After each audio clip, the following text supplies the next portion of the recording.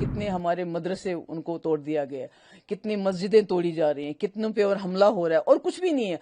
आप शिकायत कर लो, कोई वकील कोई दखल नहीं है, बुलडोजर पहुंच जाता है, उड़ा दिया जाता है। तो ये तो मैं कहती हूँ कि प्राइम मिनिस्टर साहब को इसमें इंटरवीन करना चाहिए। जो मुसलमान हैं उन्होंने इस मुल्क को जोड़े रखा है। जब किसी में गांठ डालते, मुसलमान गांठ है इस मुल्क की, अगर ये गांठ खुल गई तो मुसलमान तो खत्म हो ही जाएंगे। सुप्रीम कोर्ट के जो लोग हैं, जो जजेस हैं, वो मुसलमानों के जज्बात को नजर में रखते हुए, मुसलमानों के हुकूक को, कॉन्स्टिट्यूशन को ध्यान में रखते हुए इसका फैसला देंगे। मुझे ये पढ़ के कोई मुझे हैरानगी नहीं हुई, क्योंकि नेशनल कॉन्फ्रेंस का हमेशा एक वतीरा रहा है कि ये पावर के लिए किसी हद तक भी जा सकते हैं। और 1947 से ये हुआ है कि अगर आप देखेंगे मरहूम शेख साहब से लेके कभी हिंदुस्तान के साथ जाना है, कुर्सी मिली तो ठीक है, नहीं मिली तो फिर राजशुमारी करानी है। फिर 22 साल लोगों को खुद जेल गए, लोगों को जेल में रखा। 22 साल के बाद फिर कुर्सी मिली तो राजशुमारी भी खत्म। उसके बाद 87 में आपको पता है जिस तरह धांधली की गई कुर्सी के लिए, उसका नतीजा यह है कि बंदूक आई और 1 लाख से ज्यादा नौजवान हमारे शहीद हुए, बच्चे यतीम हो गए। तो आज जो दुलत साहब ने बात कही, ये पहली बार नहीं हुआ है कि उन्होंने बीजेपी के साथ सुलह करने की कोशिश हुई है। इससे पहले रविंद्र रैना ने स्टेटमेंट दिया, वो भी बहुत करीबी थे कि जिसको 2014 में पीडीपी और बीजेपी की आपस में बात चल रही थी, डिस्कशन चल रहा था, उस वक्त कई बार उमर साहब दिल्ली गए और ऑफर किया कि बिला शर्त शुरूत हम आपको सरकार में बनाना चाहते हैं आपके साथ। लेकिन जो कल अमरजीत सिंह दुलत का 2-3 बार उन्होंने कल जो स्टेटमेंट दिया कि भैया मैंने फारूक अब्दुल्ला साहब के खिलाफ ऐसा नहीं कहा, मैंने सिर्फ ये कहा था कि फारूक अब्दुल्ला ने कहा कि इतना फौज क्यों लाना था 5 अगस्त, इतनी हाहाकार क्यों मचानी थी, अगर हमसे बात करते हो सकते हम रोल प्ले करते। मैंने अलबत्ता ये भी कहा है कि Farooq Abdullah is the only one person जो कभी भी कोई गैप फिलअप करने की कैपेबिलिटी। हाँ, वही तो हम कहते हैं ना कि जब भी नेशनल कॉन्फ्रेंस को जो रोल मिला है कि जब भी यहाँ ज्यादतियां हुई हैं जम्मू कश्मीर के साथ, तो उन ज्यादतियों को नॉर्मलाइज किए है नेशनल कॉन्फ्रेंस ने। जैसे 96 में मिलिटेंसी पीक पे थी, किसको लाया गया लंदन से? अगर उस वक्त फारूक साहब चाहते तो वो कहते मैं इलेक्शन बेशक लड़ूंगा, मैं जम्मू कश्मीर में आपको हालात ठीक करने में मदद करूंगा, मगर पहले मुझे बताओ इतने लोग जिन्होंने कुर्बानियां दी, पहले उनके लिए कुछ तो दो। आजादी की बात नहीं है, मगर ऑटोनॉमी की बात कर लेते उस वक्त की, भैया हमें ऑटोनॉमी कुछ तो दे दो ताकि मैं लोगों को बताऊं कि आपने इतनी कुर्बानी आपकी रायगा नहीं गई। एनसी की तरफ से ये भी कहा गया कि अगर अमरजीत सिंह दुलत की बातों पर पीडीपी को इतना यकीन है, फिर उसने पीडीपी का भी जिक्र किया। बिल्कुल है। बिल्कुल, मुफ्ती साहब गलत थे? बिल्कुल। देखिए जो दुलत साहब है वो फारूक साहब के बहुत नजदीक थे, बहुत हमदर्द थे। और आज भी जो दुलत साहब ये इस राज का फाश कर रहे हैं, इस राज को बाहर ला रहे हैं, वो किसी गलत नीयत से नहीं ला रहे हैं, वो फारूक साहब की मदद करना चाहते हैं। वो दिल्ली वालों को एक पैगाम देना चाहते हैं कि फारूक अब्दुल्ला आपके साथ किसी हद तक के लिए जाने के लिए तैयार है, आप इस पे भरोसा करो।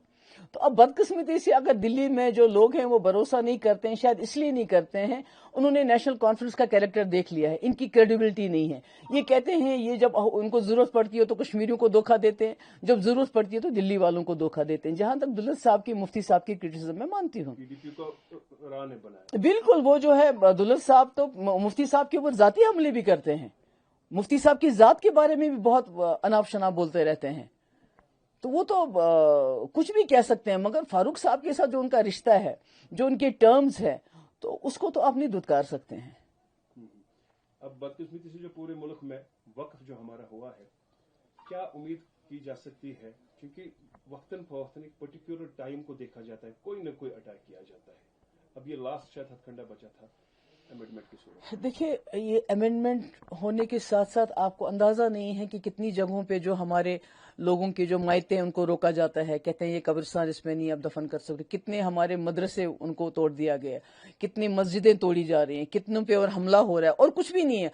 आप शिकायत कर लो, कोई वकील कोई दखल नहीं है, बुलडोजर पहुंच जाता है, उड़ा दिया जाता है। तो ये तो मैं कहती हूँ कि प्राइम मिनिस्टर साहब को इसमें इंटरवीन करना चाहिए। मैंने पहले भी कहा, जो मुसलमान हैं उन्होंने इस मुल्क को जोड़े रखा है। जब किसी में गांठ डालते, मुसलमान गांठ है इस मुल्क की, अगर ये गांठ खुल गई तो मुसलमान तो खत्म हो ही जाएंगे, मगर पूरा मुल्क तितर बितर हो जाएगा। तो ये जो वक्फ है ये कोई मामूली चीज नहीं है, ये रोज का झगड़ा है, रोज का फसाद है। और मुसलमानों का अगर आपने मदद करनी है तो मैंने पहले भी कहा कि ये जो वक्फ है اس کو بجائے اپنے پاس لینے کے اس میں کوئی مانیٹرنگ کمیٹی بناتے جو یہ وقف کی جو پراپرٹی ہے اس کو مسلمانوں کی ایجوکیشن کے لیے استعمال کرے، ہسپتال بنائے، کالجز بنائے، تاکہ مسلمان اسے ترقی کرے. ان کالجز میں بے شک پھر باقی مذہبوں کے لوگ بھی پڑھے. اس کی ہیئرنگ تھی تو کچھ توقعات؟ دیکھیے میں نے پہلے بھی یہ کہا کہ جس طرح سپریم کورٹ نے کئی کیسز میں، جیسے آپ کو یاد ہے جب بابری مسجد کا کیس آیا تو ثبوت تو کچھ بھی نہیں تھے ان کے پاس کہ وہاں کبھی مندر تھا. اسی طرح دوسرے افضل گرو کیس میں بھی اس وقت کے سپریم کورٹ ججز نے کہا کہ اس میں زیادہ نہیں تھا ثبوت وغیرہ. انہوں نے کہا to satisfy the collective conscience of the country, یعنی عام لوگوں کے جذبات کو نظر میں رکھتے ہوئے ہم یہ فیصلہ دے رہے ہیں. تو آج میں امید کرتی ہوں کہ جو سپریم کورٹ کے جو لوگ ہیں، جو ججز ہیں، وہ مسلمانوں کے جذبات کو نظر میں رکھتے ہوئے، مسلمانوں کے حقوق کو، کانسٹیٹیوشن کو دھیان میں رکھتے ہوئے اس کا فیصلہ دیں گے. اب اس امینڈمنٹ سے ہوگا کیا؟ قبروں کی کھدائی زیادہ ہوگی؟ مجھے تو ڈر لگتا ہے کہ یہ ایک وقت آئے گا تو جیسے ان کا وہ جو ساکشی مہاراج ہے، کیا اس کا نام ہے، اس کا میں اسٹیٹمنٹ پڑھ رہی تھی کئی سال پرانے. اس نے کہا 20 کروڑ مسلمان ہیں تو اتنی زمین ہم کہاں سے لائیں گے جہاں یہ اپنے مردوں کو دفن کریں گے، ان کو مردوں کو جلا دینا چاہیے. تو آپ خود ہی اندازہ لگا سکتے ہیں کہ یہ کیا کہنا چاہتے ہیں. جسٹس کارڈیو ایک ویژنری انسان ہے. ان کا 2 دن پہلے اردو روزنامہ میں دلی میں ایک بیان آیا تھا کہ مسلمانوں کو اس وقت پروٹیسٹ نہیں کرنی چاہیے، یہ ان کے اگینسٹ ہو جائیں گے اور فائدہ بی جے پی کو ملے گا. آنے والے ٹائم میں اس چیز کو بہار میں کیش کریں گے. نہیں دیکھیں، میرا یہ ماننا ہے، میں نے مسلمانوں سے اپیل بھی کی کہ آپ اگر پروٹیسٹ کرتے ہیں اس کو پیسفل اور کانسٹیٹیوشنل طریقے سے کر لیجئے، اور اس کا بھی خیال رکھیے کہ آپ کے اندر لوگ گھسائے جائیں گے جو آپ کی سچویشن کا غلط فائدہ اٹھا کے تشدد کریں گے، پتھر ماریں گے، کسی کا قتل کریں گے اور آپ کے سر بات آ جائے گی. اور اس سے جو لوگ ہمارے ساتھ کھڑے ہیں، چاہے ممتا بنرجی ہے، چاہے کانگریس ہے، چاہے اسٹالن ہے، تو ان کی پوزیشن کمزور ہو جاتی ہے.